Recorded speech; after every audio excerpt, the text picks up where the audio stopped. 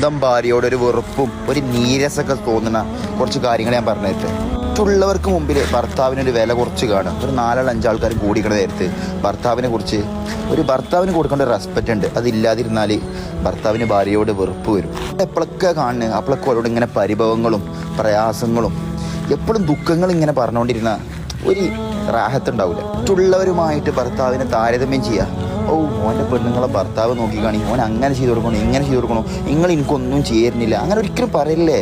ഭർത്താവ് സംസാരിക്കുമ്പോൾ ഭർത്താവിൻ്റെ സംസാരത്തിനിടയിൽ കയർത്ത് തിരിച്ചു സംസാരിച്ചാൽ ഭർത്താവിൻ്റെ വിദ്വേഷം വെറുപ്പൊക്കെ വരും. നിങ്ങളെൻ്റെ ജീവിതത്തിലേക്ക് വന്നിട്ട് ഒരു സന്തോഷവും ഞാൻ അറിഞ്ഞിട്ടില്ല, അങ്ങനത്തെ ബാഡ് വേർഡ്സുകൾ കുത്തുവാക്കുകളൊന്നും പറയാതിരിക്കുക. ഇത്തരം കാര്യങ്ങളൊക്കെ ഭർത്താവിന് മുമ്പിൽ പ്രത്യേകം ശ്രദ്ധിക്കുക. കാരണം ഇതൊക്കെ ഭർത്താവിന് ഭാര്യയോട് വിദ്വേഷവും ഒരു നീരസവും വെറുപ്പൊക്കെ ഉണ്ടാക്കാനുള്ള കാരണങ്ങളാണ്.